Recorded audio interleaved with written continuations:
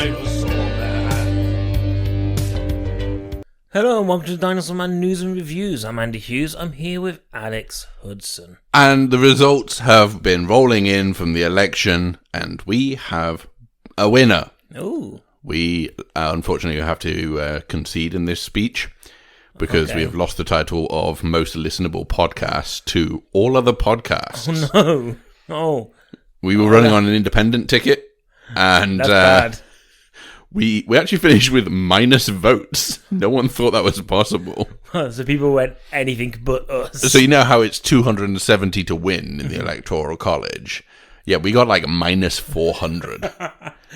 In fact, all the Electoral College said no. What happened was we made the mistake of alerting people to our presence, and they listened to it and went, "Ooh, this is what they call a podcast now?" Yeah, that's our biggest mistake. We let people know that we actually do a podcast. We worked out the other day, we're 5 years into this podcast, right? Yeah. And there are some people who've probably listened since the very beginning. Mm-hmm. Not many, because probably a lot of them switched off in the early days before we got good microphones.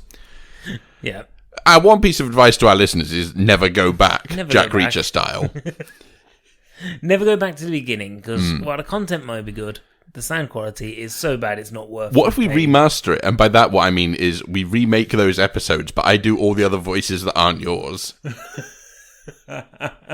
So we re-release them, and we do a Gus Van Sant style shot-for-shot remake of Psycho, except it's of which Pokemon would you love to have as a pet, or which who wants the Queen's nose as an object, that kind of thing. I think it would work pretty well. Maybe you just have to just remake them all. Yeah. Yeah. Uh-huh. Just do the topics again. Yeah. Like, that's what everyone wanted. Yeah. And then say to them, "This is what you wanted, you freaks."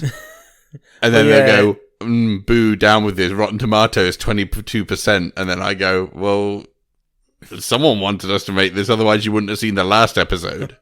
The early episodes are basically before we learn how to kind of edit audio. But you were saying we've been doing this for 5 years. I guess there was a point to that? Yeah. The point was, we've been here for ages. We've outlasted Trump. We've been doing Well, as long as we get to, January the 20th or whatever it is, we'll have outlasted Trump. I mean, we were here before him, we'll be here after him, and God willing, we'll be here after Biden. I wonder if anyone has listened all the way through. I mean, I haven't. Till now. I've in the early days when I wasn't on the podcast, I listened to every episode. And then you realise, like a lot of our listeners, that you are insufferable. Well, what I mean is, before I was on the podcast, I listened to every episode, and then That's so sweet. Thank you. Well, I moved, is the thing. I moved and I realised that if I spoke to you every day, I didn't need to listen to you on a podcast once a week either.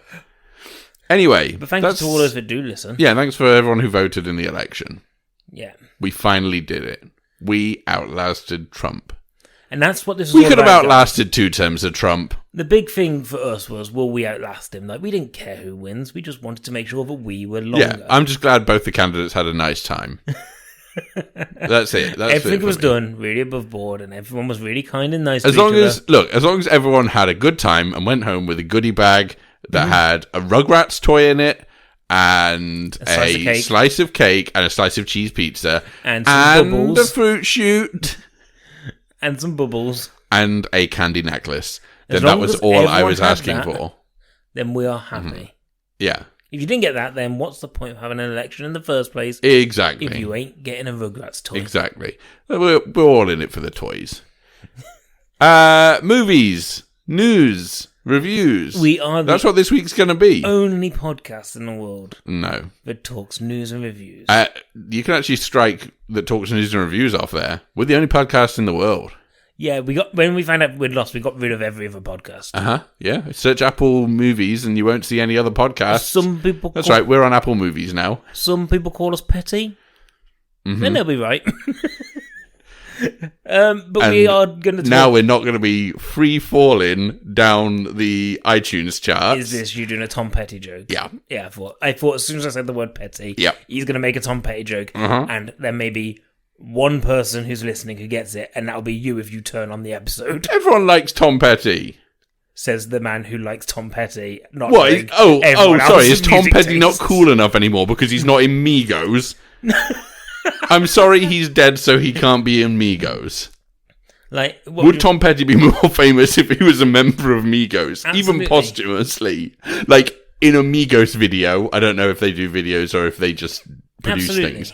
Like it's the Migos chaps, It's- and then there's a hologram of Tom Petty in every one of their videos. It's the equivalent of when Kanye West did that song with Paul McCartney, and everyone went, Yeah. "Who's this old man?" They're giving a chance. Kanye's giving a chance to, and everyone's like, "That's Paul McCartney." Yeah, they're like, who's this street musician that this Kanye has given a chance If you to? went, "Oh, here's Offset and Tom Petty," Offset, is he one of Migos? I think he's one of Migos. Okay, cool. If you went, "Here's Offset and Tom Petty," I'd be like, "Oh wow, good to see Offset giving a chance to this guy."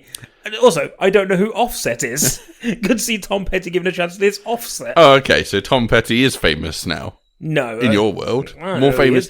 Is he more famous than Offset to you? You could show me Mm-hmm. 10 old men, and I wouldn't be able to pick Tom Petty out of a lineup. I wouldn't put him in the 10 old men because he's a young hunk still in my head. Forever 21. Great store. I think it's still, yeah. Goodness. Okay, moving on. To be fair, if you put Offset in a lineup of 10 old men, I probably still couldn't pick him out. We got movies to review this week. Yes. I've got 3. How many have you got? 1? One new one, yeah. Yeah, 1 new one. Okay, so today we're going to be reviewing The Witches, Yes. Rebecca, His House, and Scare Me. Yeah, that's it. Yeah, I okay. haven't watched His House yet. No, not yet, but I think you will, and I think you'll enjoy it. You watched it without me, guys. I told you that it was probably too spooky for you. then- There is one sequence that I think you would not do well with. And then he maybe. told me I'm not allowed to watch War with Grandpa without him. Yeah, but the thing is, War with Grandpa hasn't got a UK release yet. That's my big issue with it, because I want to watch it when it's eligible for our awards, because I won't do watch think it. it could be best. Do you not think so? I saw the trailer. I think it could be the best film of the year. He puts on shaving foam, but it's hard. Yeah, it's like polyfill or something. Is that what it is? Oh, it's like a caulking gun or something, right? Yeah. It's pretty funny. Pretty funny. Because think about it. What do grandpas hate more than anything else? Caulking. Before Macaulay. we get to the movie reviews, though, we must talk some movie news. Before we get to movie news, we must take a little jaunt down Gaming Avenue. Okay, I'm pressing the power button. Bring! Which- Nintendo! Okay. I wondered which one you were doing. Because as soon as you press the power button, I assumed PlayStation. I thought Oh, it was hang going on. to do the whoa. My noise. controller's sticky. Hang on. Oh, what? I just need to give it a wipe down. Guys, he's been playing Leisure Suit Larry again. Error. Oh, okay, right, hang on. Let me turn off the Nintendo. We plug in the PlayStation. Whoom. I do think that PlayStation noise is one of the most satisfying noises. What about the any Xbox console. noise? Xbox. And you're forgetting about the Dreamcast noise. Everyone forgets the Dreamcast noise. Dreamcast. I suppose. Dream. And you're forgetting the Wii U noise. He goes, "Hi, Matt." I'm pretty sure this is the Wii U noise.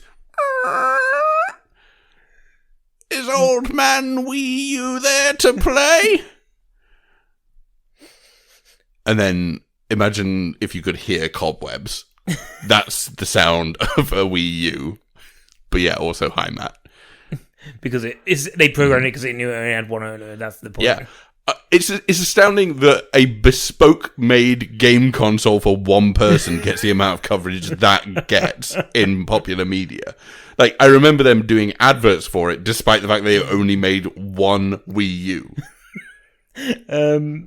Gaming news. They made games for it as well, which is astonishing to me. Because I thought it was one of those ones that was like like the Game & Watch, where it was a preloaded thing. Mm-hmm. I always presumed the Wii U would just have whatever Matt's favourite levels of games were from the last 20 years or whatever. Like fucking Pong level 12 or whatever. I don't know how old is Matt? He's not that old. Is he younger than us? No, he's older than us. Okay, cool. But I also don't think he was there for the creation of Okay, cool question. Right, tweet at us, Matt. Were you alive for Pong? Hashtag Pong yes or hashtag Pong no? First time around as well, not the re-release. I'm talking 78? I don't know. When was Pong? Yeah, so I don't know if it was just that and like Battletoads. Gaming news. Bleep, bloop, bleep. Square Enix have reported a loss of 6.5 billion yen for HD games driven by Marvel Avengers. They wouldn't say how many were sold, but the volumes were 60% of plan, which I guess is not great. Well, I saw something like they lost like $70 million or something like that. Yeah, so it looks like the total cost of the game is between $170 and $190 million, given that the only expense is $70. And it looks like they sold 3 million copies. So the issue... This isn't good? Not really, no. Because losing that amount of money is never good, but... Also think about it, like, this is a game based on the Avengers, like one of the biggest movies of... the biggest movie of all time. Probably Ray Fiennes' finest work. Like, it's based on Marvel's Avengers then. Yes. It's based on such a huge property that it should be an absolute shoo-in of being able to get copies sold. Yeah. But the problem is they messed about with it so much and they made it this kind of live service game where, it's an ongoing, always advancing, always kind of developing game, and it's got this kind of plan. It's the same thing that happened to Anthem when that came out. That they basically put themselves in a position of going, oh, people don't want that type of game. And in fact, the Spider-Man game that was on PS4 showed what people really want with these games is something probably a bit more story-driven. Yeah. Give us a very well put together story-driven game. I agree. That you can then play as the Avengers, and I think you would have sold a lot more if you'd focused on single-player story-driven games. Like Star Wars Fallen Order, that game has problems, yes, but still, I had fun with it, and a lot of people bought it. Like, people have an appetite for these solo story-driven games that, not everything has to be online. Not everything has to have this thing where you want to squeeze every single penny out of your audience. And that's what it is. Like, and I think people might be wising up to the fact that they go, these companies are greedy and just want all of our money instead of us going, I've paid £50 for this game. Now you want me to pay an extra £60 every year as it goes ahead. But do you also think that maybe cannot be true, given that people will spend as much money as they do on Call of Duty and FIFA? Yes, and that's the thing. Because those are the two big culprits, aren't they? Of like the FIFA Ultimate Teams cost loads of money if you want to buy more stuff, and Call of Duty relies on season passes and DLC. 100%. Is it DLC? Or is it like limited time engagements? Kind of like season passes now. Well, we talked, of course, about the fact that Leatherface was in it recently. And I think he got it for free. He got a copy for free. Well, the interesting thing is, I think there's a kind of difference in market. So there are some people who will buy one game a year, every year, and that game is a Call of Duty game. Yeah. They buy one game every year, and their games console is a FIFA machine. And then they put their money into that. Well, there are other people who the games market want to corner, who are your people who will regularly buy new games, and they want those people to play your game and that game alone for the rest of time. And that's why you have these expansive open worlds that are like, they've got so much to discover, and you've got these games that are constantly always online or always evolving. Yeah. And I think, and there are people out there who want that sort of game. For me personally, I kind of just want a story-driven game. Yeah. Like, I want games that aren't so, like, there's so many games I haven't played yet because I'm like, if I get stuck into that, that's a whole thing. Like, that's a big game and I might love it, but do I have the 70, 80 hours that I need to put into it? The answer is, of course, no.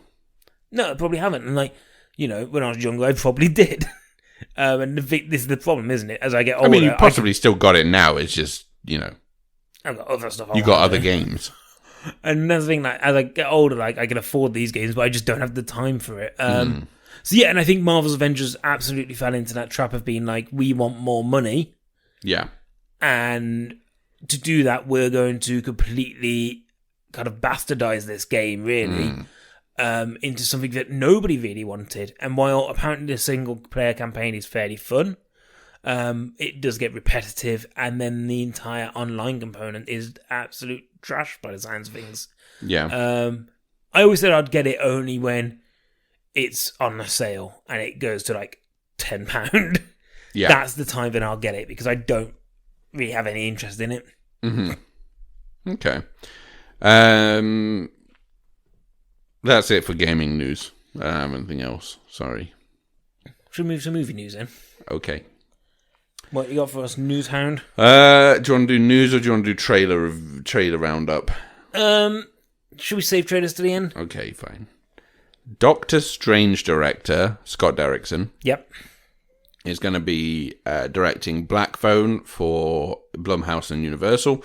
This is the adapted screenplay by Derrickson and Robert Cargill of the Joe Hill horror novella of the same name. The book revolves, and I'm taking this word for word here from Variety.com. The book revolves around a dead cinephile, a lonely kid, an 8-foot-tall locust, and a man locked in a basement stained with the blood of murdered children. Well, should have probably read that one before I said it. There's also an old disconnected phone that rings at night with calls from the dead. Okay. So that's going to be happening. Good to see Scott Derrickson going back to horror, though. Yeah. So that'll be out. Who knows when? 2020 blank. As well soon. Scott Derrickson. Yeah, he's signed on to do something else, and I can't remember what it is. Let's find out. Let's vamp for time. But it hasn't started. I don't think it's started production, because I think it's only announced like 2 weeks ago or something. You might be right. Scott Derrickson, let's find out what he's up to. I feel that might be horror as well. Directing something, yeah? Yeah, I believe so. Okay. What you let's got? Find out. What you got for us? A Bermuda Triangle movie. That's the one. Mm-hmm. That's the one I heard about. Well, there's two. Okay, so in his upcoming, there is Bermuda, and there's also Bermuda Triangle pre-production, which implies that Bermuda is finished and ready to go, but Bermuda Triangle still in pre-production. One is about the triangle, the other is about shorts. Scott Derrickson and Chris Evans is rumoured to be starring in Bermuda Triangle. Original title was Bermuda, but they've still listed it as two separate projects. I see. Interesting. Another bit of news. Another bit of news. Okay. So, Ethan Hawke and Maya Hawke are going to be in a comedy called Revolver about the Beatles. Mm-hmm. About a young woman trying to get very close to the Beatles. We all know what that means. Yep. After a plane carrying the Fab Four unexpectedly lands in her hometown of Anchorage, Alaska. Cool. Wall-E and Finding Nemo / Finding Dory director Andrew Stanton is set to helm the film from a script by Stranger Things writer Kate Treffry. It could be fun. Maybe. It could be. Maybe. So she'll play Jane, a teen resident of Anchorage, Alaska in 1966 when the impossible happens. A flight to Japan carrying the Beatles is forced to make an unexpected stop. All hell breaks loose as the unsuspecting residents are consumed by Beatlemania. Oh my god.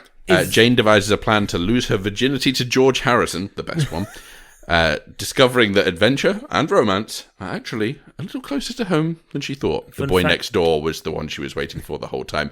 His name is also George Harrison. Fun fact, guys.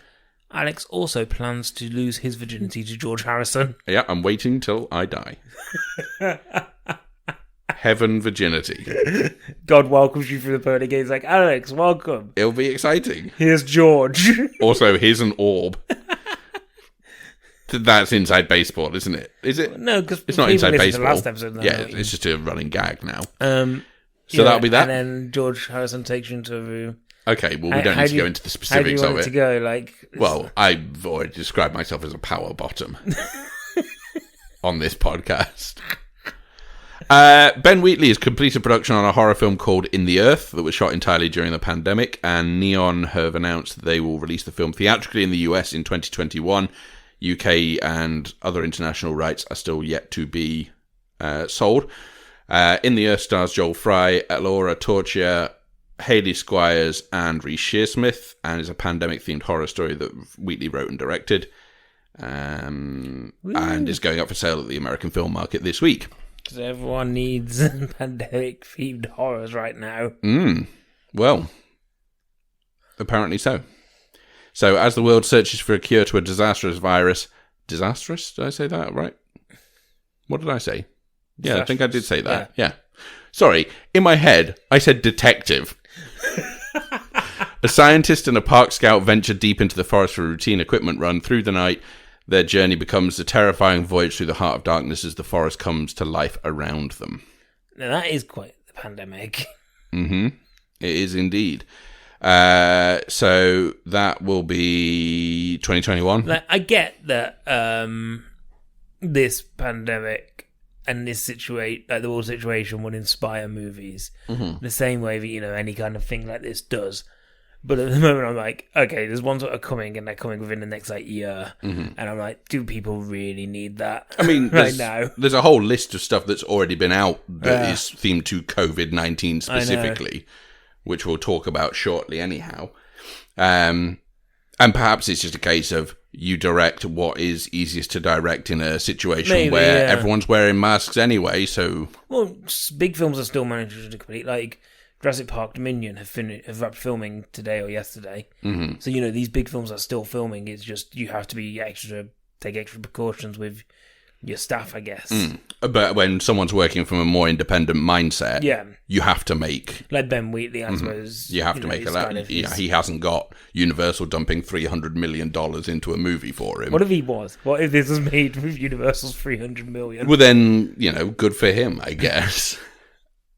I would say that if it was made with Universal's $300 million, they probably wouldn't have to be searching for an international partner to sell the international rights to. But you never know. Netflix has chosen France to test its first channel offering. So it's going to be a linear channel named Direct, apparently. So it's going to only be available to subscribers of Netflix. And it will air French, international, and US feature films and TV series that are available on the streaming service. However, this channel will only be accessible via the service's web browser. So unlike its streaming device, which is found on set-top boxes, this is only going to be available online through the web browser, through Netflix. So it's basically like TV channel. Yeah, a scheduled TV channel of interesting 5 till 6. This TV show is on, and then 7 till 9 or whatever. The positive to that is the amount of times I go on Netflix and I spend 20 minutes searching for something, and in the end don't watch anything. I could just put the channel on. Yeah, so the initiative marks Netflix's first foray into real-time scheduled programming. Service previously tested the option Shuffle Play, which wasn't in real time but featured recommended programming to a sample of international users. The difference this time is that the test is being localized in one country rather than a sample of users instead. So, yeah, this is going to be rolled out. There's no time frame for it yet. Did they ever go ahead with that 2 times viewing thing that they were talking about? Oh, yeah, I don't think so.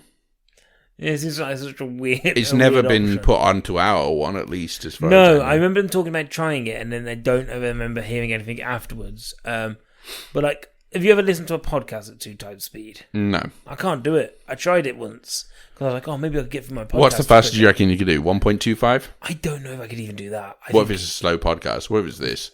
I'd put this on 100 times speed if I were them. You get all the useful information from the title anyway.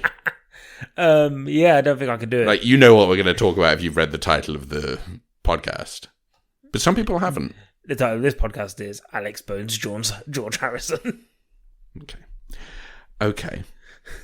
Well, there was no need to bring that up again, but you did. Always need. Okay, so Paramount's 2020 survival strategy is earn more selling off films than actually releasing them. Okay.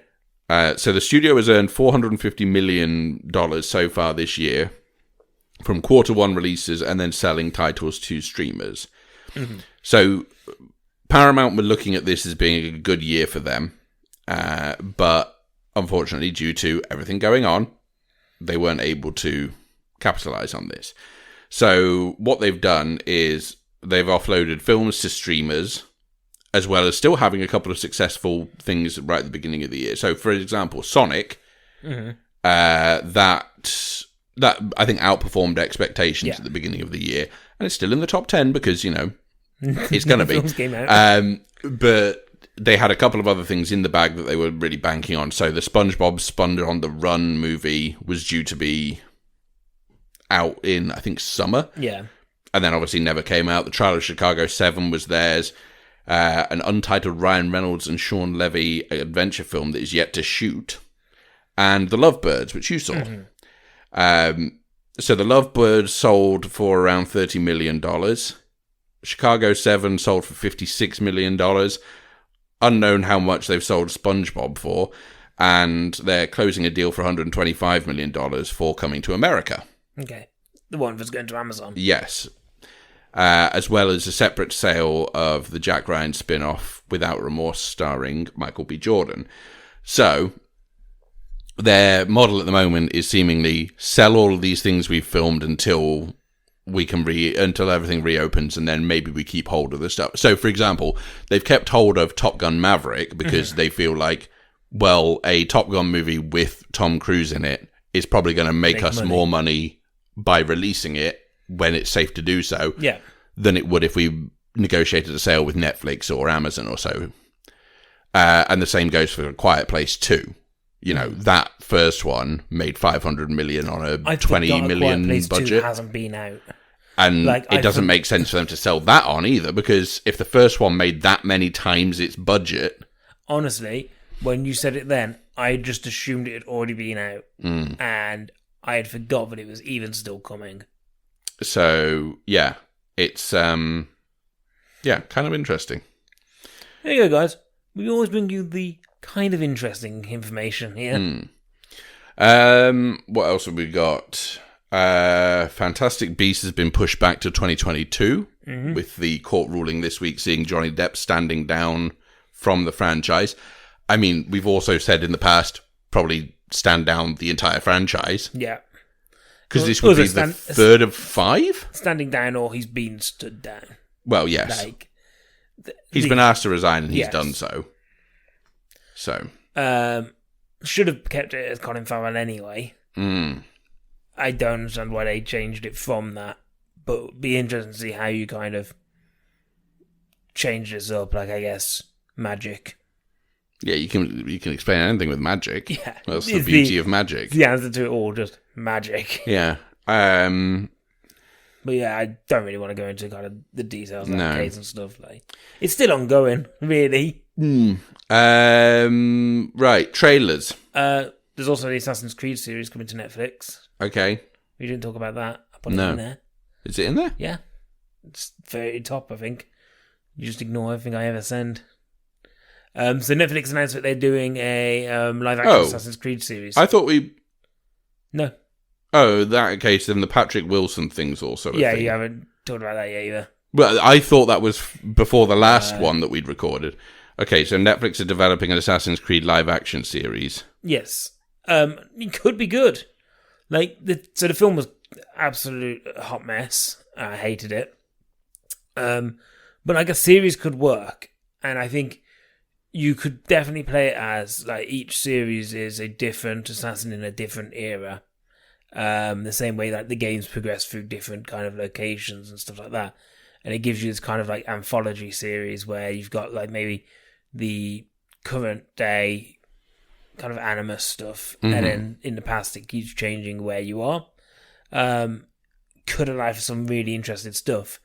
But it's quite interesting that like a lot of the streaming services now are taking video games and going, we're going to make these into a series instead. And I think, the successes of The Witcher helped with that.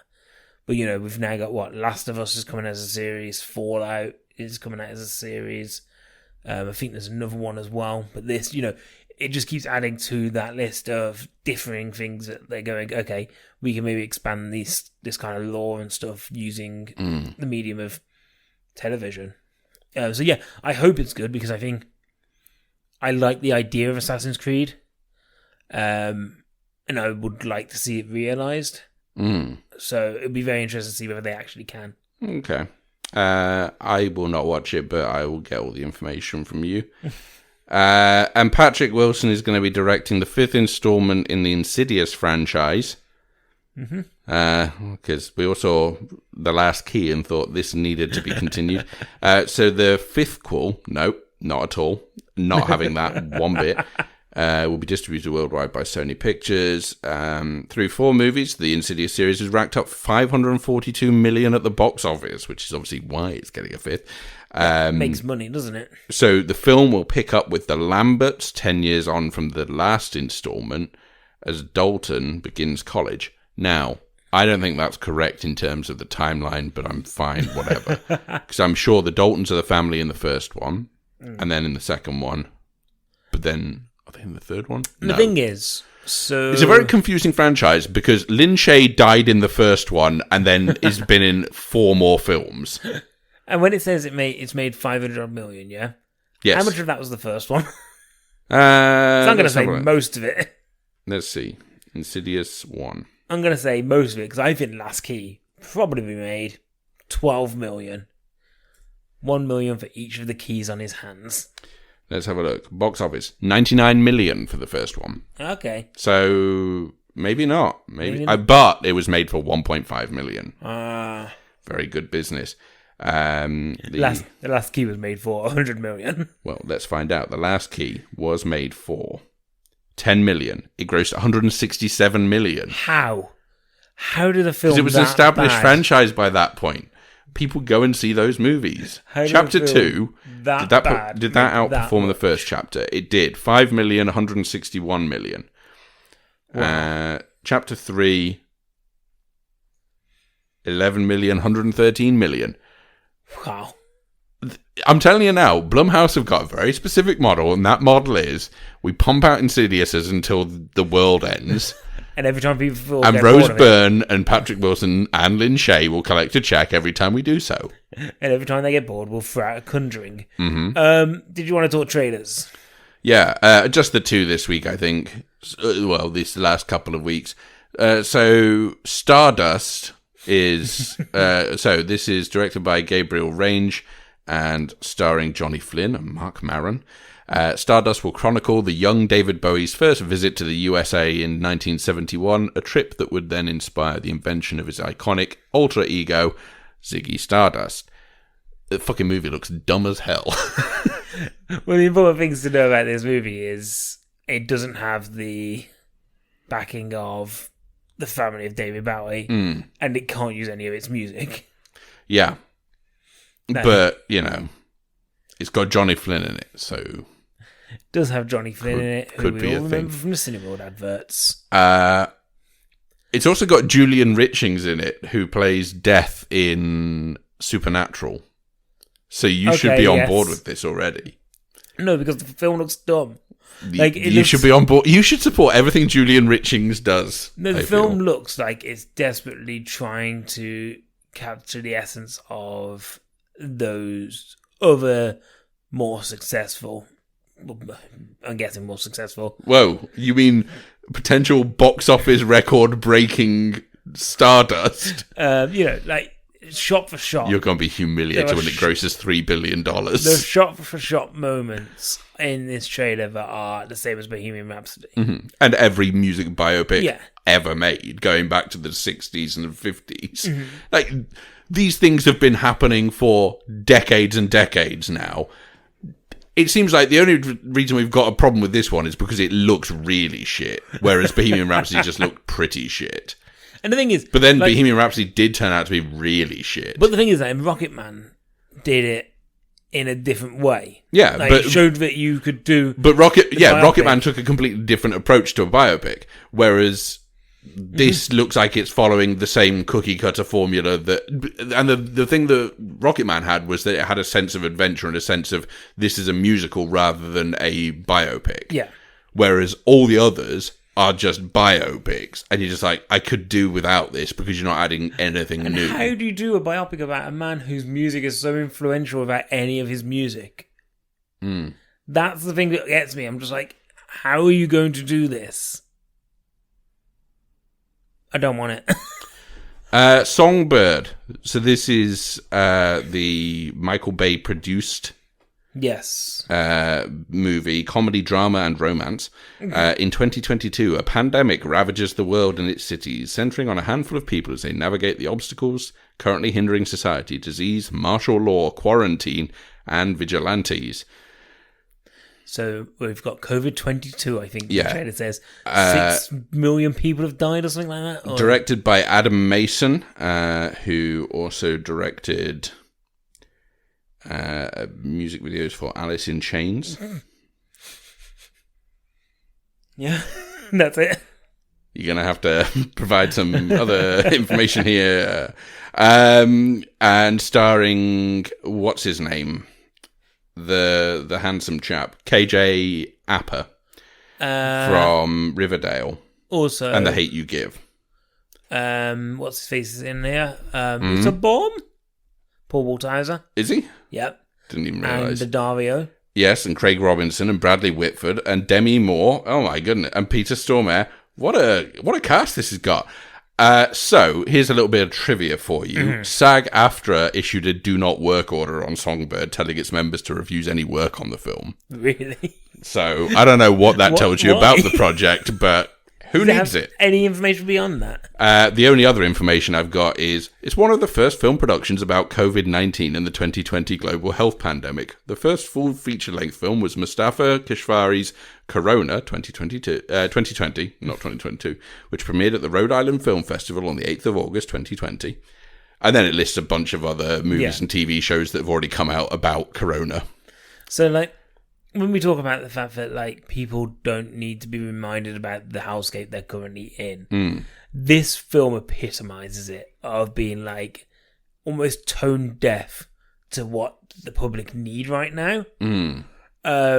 Did you see this trailer? Yeah, I did. Yeah. I mean, I'm not going to see this film, am I? No. But, like, it just seems... It's not for me. Like, it's almost one of those films that's just, like, it legitimizes the wrong ideas people have about a global pandemic. Like, is there like, oh yeah, you know, this pandemic's gonna last to 2022, millions will die, and you'll be locked down in your homes, and you won't be able to leave, and this is the way the big government are gonna treat you. There's gonna be rioting in the streets. You know, it seems like it leads into that kind of fallacy of what's the word I'm looking for? That kind of fallacy of obstructiveness in modern government, and the way the pandemic has brought some of the worst ideas out of the woodwork. And I just think it, as a film, it is A, a terrible idea, and B, looks like a terrible film. So, plot keywords, there are 3. 2021 is one of them, presumably because it's being released then. Reference to the coronavirus is number 2. And the third one, woke. always troubling when that word, I think, comes up in a plot tag word. Yeah. I mean, I'm not going to see this movie, so... No, I plan not to. Who knows, I might do. But, you know, I've missed... I know you well enough to know that you will see this film.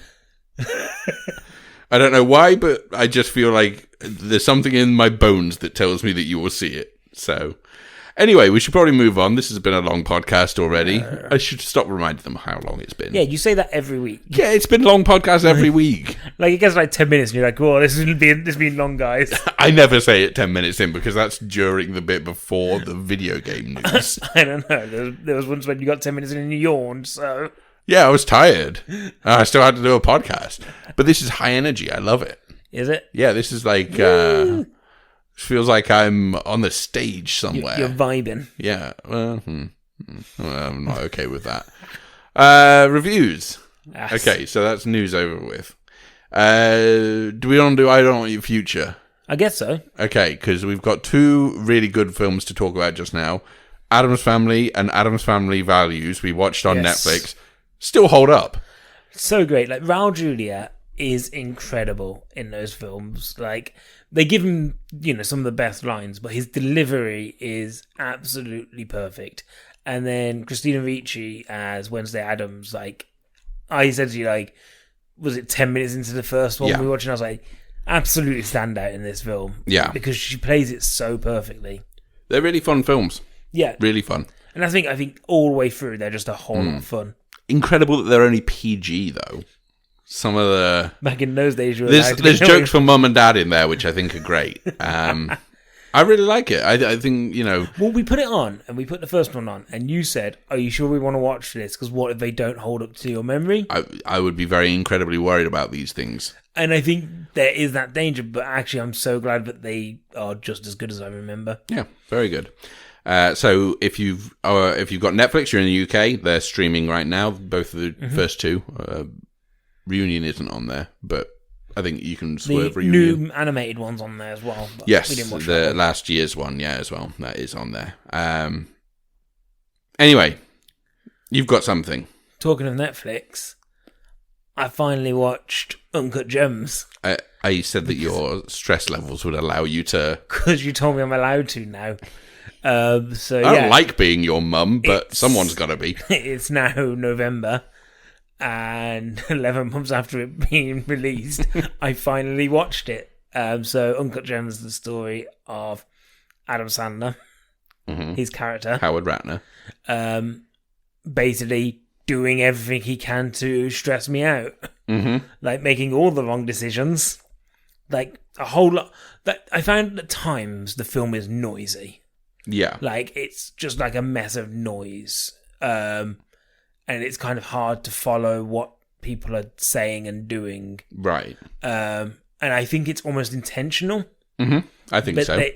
By doing that, it leads to this kind of almost confusion, and it almost kind of just slaps you around. It's almost like somebody slapping you around the face and being like, are you watching? Are you still paying attention? And it's almost like the film is threatening to fight you. Like, I feel like the film wanted me to hate it at times. Yeah. I didn't like anybody in it. Like, that's not me saying I don't like the performances. That's me like, I don't like any of the characters. Yeah. And I think, once again, I feel that's intentional. Yes. The last 20 minutes is horrible to watch. Like, it's great. It's stressful. It's like the end of Whiplash in kind of how tense you get watching it. Yeah. But I was there just like, oh no, I can't. I don't know how much more of this I can take. And then the end is like almost like a cathartic release of just being like, okay, we've ended. I get why people absolutely love this film. It doesn't. For me, it's not one of the best films I've seen this year. Right. I think it's very well made. I think it does what it's trying to do very well. I think the performances in it are very good. So it's definitely, in the higher end of kind of the films I've seen this year. But it doesn't break my top 5, say. Right. And I think it's because I get what it's doing and why it's doing it, but it never quite landed that punch. Okay, interesting. For me, I really like it, but I just don't love it. If you get what I mean. But I think, absolutely. If you've not seen it, watch it, because it is really good. Do you have anything else for I Don't Want Your Future? No, I've watched Mandalorian though. First episode. I rewatched Mad Max Fury Road. Still amazing. Like, still one of the most beautiful films to come out in the last 5 years. Like, shot for shot, every scene of that is like a painting. But I watched the first 2 episodes of Mandalorian. Oh, you've watched the second one as well now? Yes, okay, right. I watched it last night. I think the first one is fantastic. It's proper good Star Wars. Like, there are moments in it, like, I was speaking to Barrett and Jason about this, and I was like, for me, I'm not the biggest Star Wars fan. Yeah. It's never been a franchise that's really grabbed me. But there's a moment in Mandalorian episode 1 where I went, ha ha! Almost like a triumphant, brilliant. It was just involuntary, and I was like, okay, that got me, it's hooked me. Right. And there's a moment that made me go, that's really great, kind of almost cinematic, a cinematic showing on a TV scale.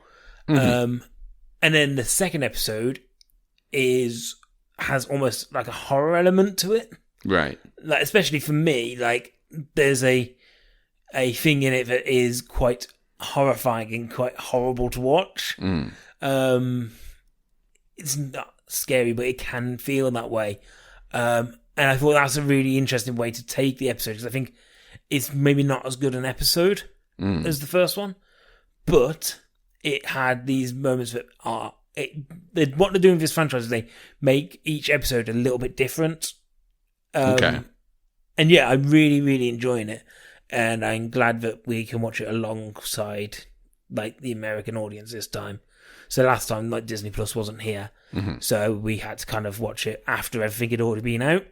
This time we can watch it in line with the rest of the world. And yeah, if you like Star Wars, like, I think you should be watching this, because it's probably the best Star Wars thing that's come out since Disney have bought Star Wars. So you're saying I should watch it again? Well, I don't know. Because I did not like first series. Well, this is the thing. I always thought you would really like the first series. But you didn't. No. So Not enough of a Western element. Not enough of a Monster of the Week element to it. And I get that the first episode is quite space Western. Of this series? Yeah. You're making promises you're probably better be able to cash. No, it is. The second episode, less of that. Okay. Maybe, like... But more horror. So that should be in my wheelhouse. Yes. Maybe you should watch it. Can I ask one question? Yes. Baby Yoda's still funny? Still cute as fuck, Still mate. funny. Still cute as fuck. Is he funny, though? Absolutely. I don't want to know if he's cute. I don't want to fuck Baby Yoda. I want to know if he's funny. Is he hilarious? Always. Does he press a button that he shouldn't press? Oh, always. Like, Always? He's always... The episode is wall-to-wall button pressing. He's always doing something. That's really pressing my buttons. There's a bit in the second episode where Mando has to keep telling him off. Okay, and it's that's great. good. All right, maybe I'll watch it. Okay, so let's move on to reviews then. I'll start with a quick one first of all, and then we'll move on. So, Scare Me, which is a Shudder original. Shudder exclusive? Shudder original, why not? Let's call it that. So, written, directed, starring, produced by Josh Rubin, and also starring Aya Cash, who is apparently from Homelander, what's it called? The Boys? Maybe. Aya Cash. Oh, I know which Dark one this hair. one is. Yes. She plays Stormfront. Okay. Yeah. If it's the film I think it is, Yeah. then yes. Yes, it's she's her. Stormfront. Okay. Yes, it says Stormfront from The Boys. Okay. Which I haven't seen, so... I'm a big fan how you called it Homelander. I know he's the guy. He's the main guy. I know... fine, I know Carl Urban's the main guy, but I don't remember his name. So I know Homelander. Evil Superman. Yes?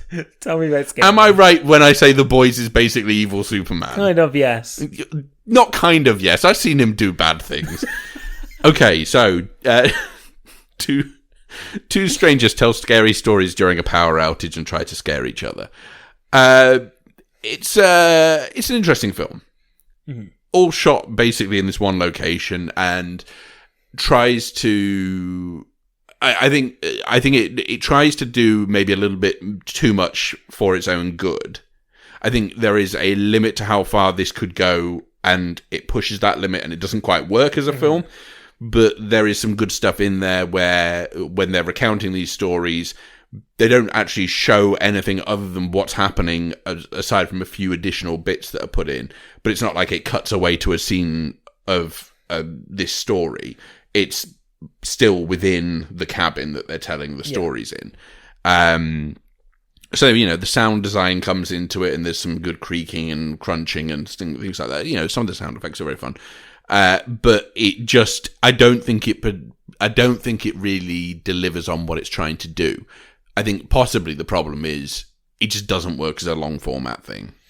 I think an hour and 40-ish minutes is too long for this to sustain itself.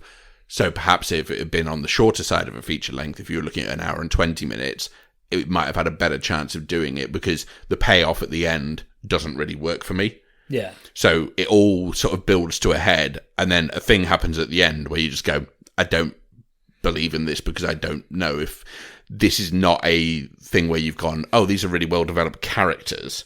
I never got that feeling from it. Does the power because the focus is on the storytelling rather than on the people who are telling the stories. Yeah.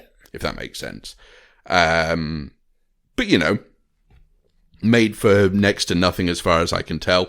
And again, it's a Shudder thing that I think if if you are a fan of that kind of thing, I think there might be something in it for you. You know, I don't know that it's terrible or anything. I think it's perfectly fine, but it's not something that I would then watch again. But maybe, you know, it was released in the build-up to Halloween, and I wonder if that's sort of the time to release it and then potentially get people to watch it next year. If they haven't already, they might start pushing it again around this time next year because, you know, it's something that's a little bit different to the usual fare.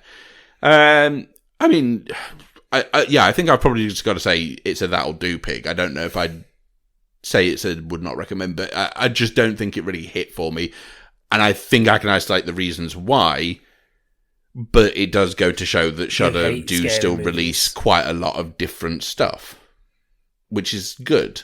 Because it's not just all one, you know, if they were only releasing sort of art house horror movies, you'd go, well, this is great for me, but who, love that. As a general audience member, would there be this feeling of, oh, it's a bit samey? You're waiting for Shudder Art House to be produced. But if you compare this to the Mortuary Collection benefited from the fact that it cuts away to these stories being told. And I think this is the super low-budget version of a very low-budget movie already. Okay. And I think that's the interesting thing, is that this is like the scaled-down version of that, and that was already fairly scaled down. And this podcast is a scaled-down version of that, because you've described the film without any visual aids. Yeah. Yeah. We are bottom. I'm kind of doing the best work I possibly could right now. Right, I'll do Rebecca as well, and then we'll jump over to The Witches. So Rebecca, this is the Ben Wheatley film. This is his adaptation. Well, not his adaptation. It's actually Jane Goldman's adaptation of the Daphne du Maurier novel, which had previously been adapted at least twice now. Certainly most famously by Alfred Hitchcock in the 40s. Anyway, so our cast: Armie Hammer, Lily James, Kristen Scott Thomas. Good cast. So Lily James plays this young woman who marries a wealthy widower with a sort of dark and murky history, and goes back to live in this stately home on the coast, and finds that the spectre of his ex-wife, well, ex by virtue of being dead, looms large over the house still. It's an interesting film because I think it approaches the story with a degree of... It's got this richness to the way it's shot and the way it's scored that puts you in mind of sort of prestige period dramas on BBC or ITV. If you get what I mean, you know, those kind of those things that have a huge budget chucked at them, and look very pretty and sound very nice and have got very good actors doing sort of plummy accents and everything's fine, but it lacks maybe something of the darkness that you might want from the story. And I think that's the issue here, is that I think for the most part it's perfectly functional. It works as a film, and the story works still. But you're just missing some of the darker elements from it, and perhaps would have been better served by not necessarily running away from that stuff, but embracing it slightly. I think Kristen Scott Thomas's performance is really good still as Mrs. Danvers, and I think, you know, you've got a couple of really watchable leads here as well. It's just... It sort of borders on being slightly sort of soap opera-y at times as well. And it maybe didn't need to. But then again, is the best way to set yourself out if you're doing an adaptation of a already famously adapted story, to then try and set yourself out by being something different to the Hitchcock version. Maybe that's what you're trying to do here. In which case, you know, I think it's achieved that. I just think, for me, it was maybe missing something that just put it over the edge in terms of a bit of oomph. But I think, you know, it's a that'll do pick. I think it's perfectly fine. It's really handsomely made. It looks really nice, and the score is great. And I think it could win an Oscar easily for costume design just by virtue of them Armie Hammer suits are very nice. And there's an incredible amount of work that's gone into the production design side of it. It just feels like maybe something a little bit darker would have been appreciated, but hey, maybe then you invite even more comparisons to Alfred Hitchcock, and you think, well, there's no point in doing that because it sounds like it was just lacking a bit of teeth, really. Then, it doesn't quite have the bite that you might want it to, and that's a bit of a shame. But I still enjoyed it enough over the 2 hours. So, big question for you: who had the better suits, Armie Hammer or Gomez Addams? I mean, Armie Hammer has a bigger variety of suits in this film. Gomez Addams had 3 or 4 during the course. Is there ever a point where he looks like a matador? No, not to my knowledge. Then Gomez Addams But he's got a really nice mustard suit at the beginning. I really like that. I would Gomez Addams may be the most stylish man in cinema. Yeah, probably. And I think that has to be appreciated. So should we talk about... Strange that Pugsley never inherited that style. Pugsley went, I'm just going to wear black and white stripes. Oh, yeah, well, I suppose he went for French mime. So should we talk about Robert Zemeckis' The Witches? Yes, so this is the new adaptation of The Witches, the Roald Dahl story. Basically about a young boy who goes to a hotel with his grandma and comes across a coven of witches who are also inhabiting that hotel. Yes. At the same time, who proceed to turn him into a mouse. Basically the story. The classic tale. Yeah. The timeless tale that's been told 1,000 times. Boy turns into mouse. It's a remake of the... when was it? 1990, the Nick Rogue version. Yes. Starring... Angelica Houston. Patricia Adams herself. So this remake has Anne Hathaway as the Grand High Witch. Yes. Octavia Spencer as the Grandma. Stanley Tucci's in it as the hotel owner. Chris Rock is your narrator. Those are kind of like your big hitters. So I remember seeing the first version and it terrified me. Like, I think it's a very scary film as a child. This, I feel... Like, Anne Hathaway goes all out. Like, she's absolutely giving it her all. Like, she's trying her best to be kooky and terrifying and weird. And she, for the most part, she's doing it really well. Yeah. Octavia Spencer, I think, is really good with what she's given. Stanley Tucci's having a lot of fun.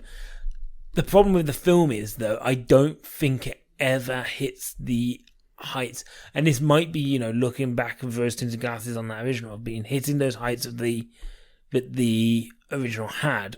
Of, I don't think it's very scary. Okay.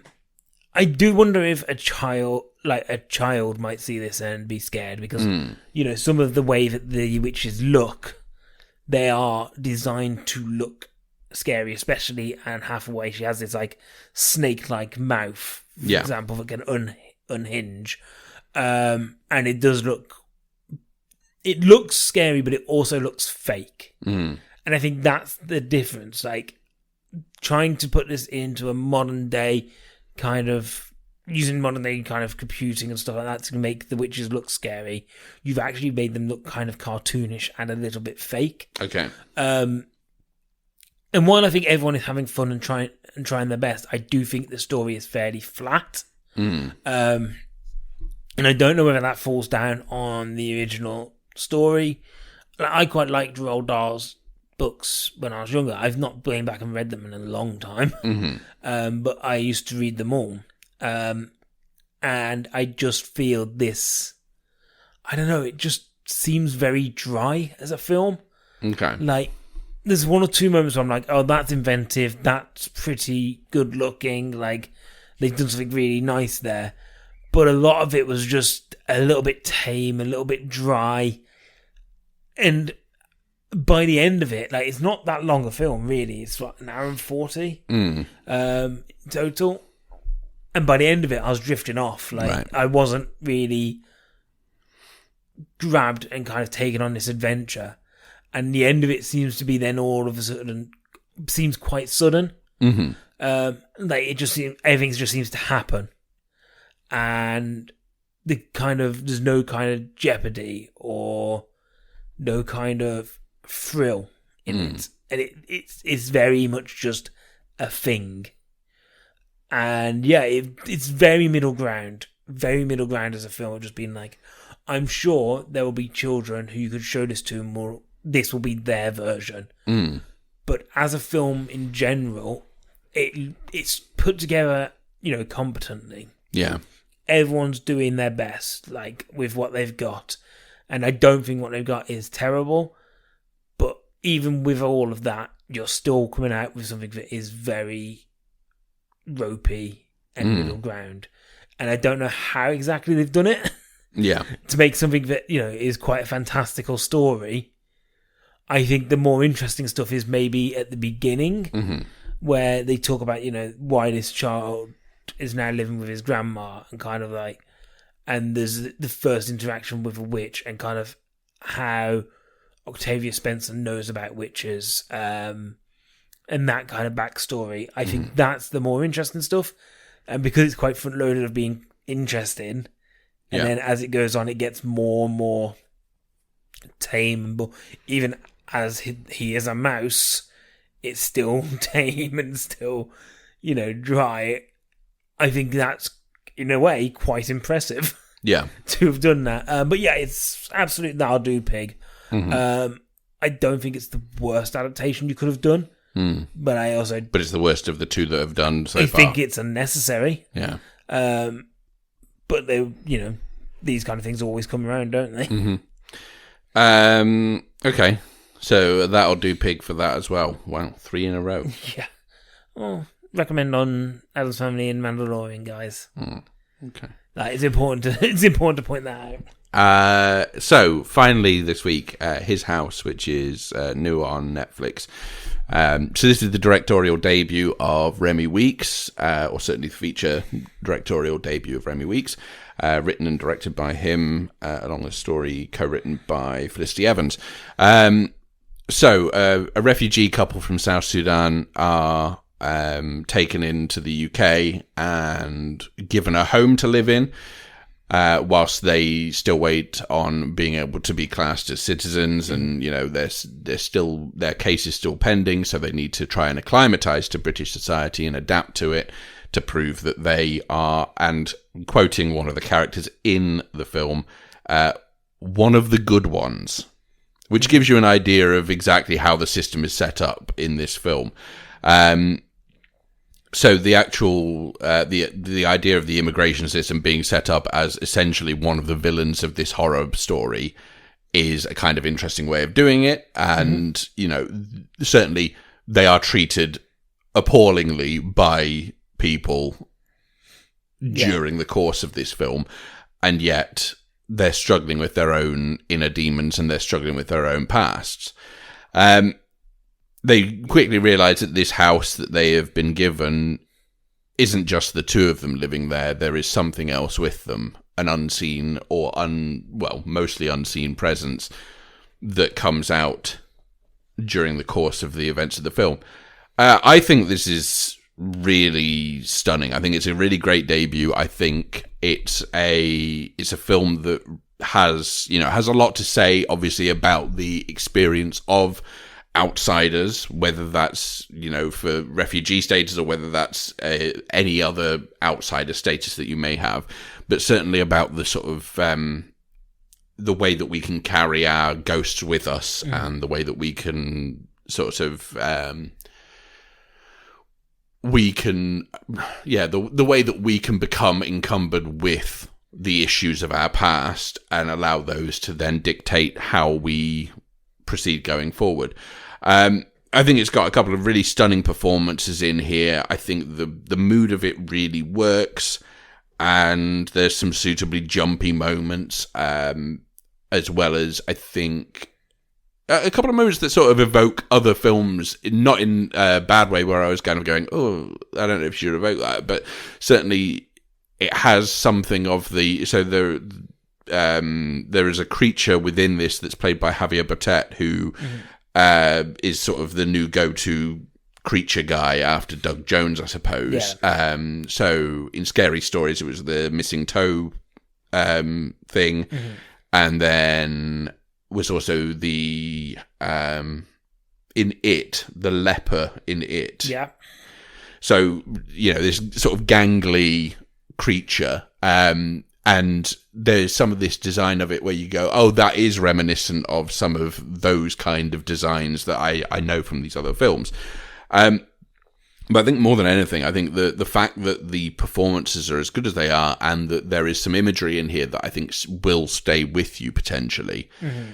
I think it speaks volumes for it. I think Remi Weekes is, he's got every reason to be very proud at this point, because it's a really stunning film. I think it's probably, is it for everyone? Probably not. Yeah. I don't know if you could watch this and really, I don't know. It's interesting because I watched it with my brother, and my brother was blown away by it, and I think it's in his sort of top 3 or 4 of the year. It's not quite there for me, but I am, it's still certainly in the upper echelons of where I've ranked it. But it has, I think it's got a way of getting under your skin, which is quite good. It's on Netflix. It's available, I believe, internationally on Netflix. Because it's a BBC Films thing, but it's been released through Netflix instead. I think in terms of horror debuts, we've had a few good ones this year. So Relic, obviously, which I was really impressed with, Saint Maud as well, and now this. It's been a pretty good sort of 4 weeks or so for these debuts by screenwriters and directors. I would recommend most people go, if you're a horror fan, you'll probably get something out of it. But there's also this human story underneath that I think is really interesting and revealed in a very good way. It doesn't feel like it's too shoehorned. Yeah. Which I think it could potentially be. There's also a mention of Peter Crouch, which I think you'll like. Would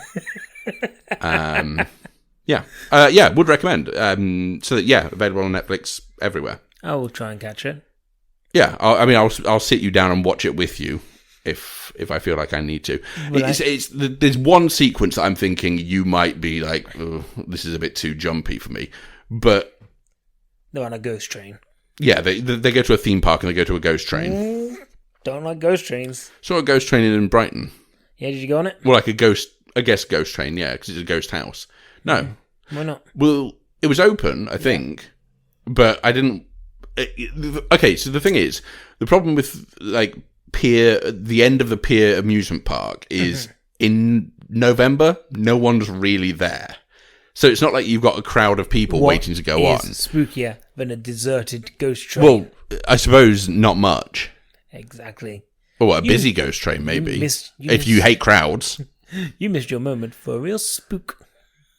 I did. I missed my moment for a real spook. Could have given you the willies. Much like George Harrison, it could have given me the willies. Have you got anything else you want to speak about? No, I think that's all I saw. Yeah? Yeah. Okay, it's been a long one, hasn't it? Probably. I don't know. I just feel tired all of a sudden. Okay, so that's it. So as always, guys, you can find us on Facebook and on Twitter. On Twitter, we're at DinosaurMan15. Instagram, DinosaurMan15. I rejuvenated it. Is that what it is? Probably. And you can also find us anywhere you get your podcasts. On YouTube now. Yes, YouTube. At... It's just Dinosaur Man, I believe. Okay. Dinosaur Man podcast, maybe. If you say so. Search that, you'll probably find it. Yeah, you're the winner. I'll be honest, guys. At the moment, it's just the episodes. So if you're already listening to this episode, yeah. So if you're looking for viral video content, you're gonna have to wait until next week. Oh no, we've got to make a viral video in a week. You're doing the guys. What you didn't see is that he just absolutely nailed the look of a dramatic chipmunk. Is that gonna go viral in 2020 though? Realistically speaking, the video is called... Would that have gone viral at the time that Dramatic Chipmunk went viral? The video is called "Man Fails to Go Viral," and you go viral. Maybe if you set yourself up to fail, people will respond better to it because they're like, "Oh, I want to prove this guy wrong. he is a viral smash. Johnny Neves did the theme song, as always. Andy, you've been the host. Alex, you've also been the host. Thank you for joining us, everyone. And until next time, if you know which Beatle you want to lose your virginity to, do everything you can to do it. Hunt them down and say, you got a choice of two. Mr. Beatle, take me. Oh, hang on. Are we talking about actual Beatles or the band The Beatles? Am I asking a dung beetle to hump me? Knows how to play with your balls.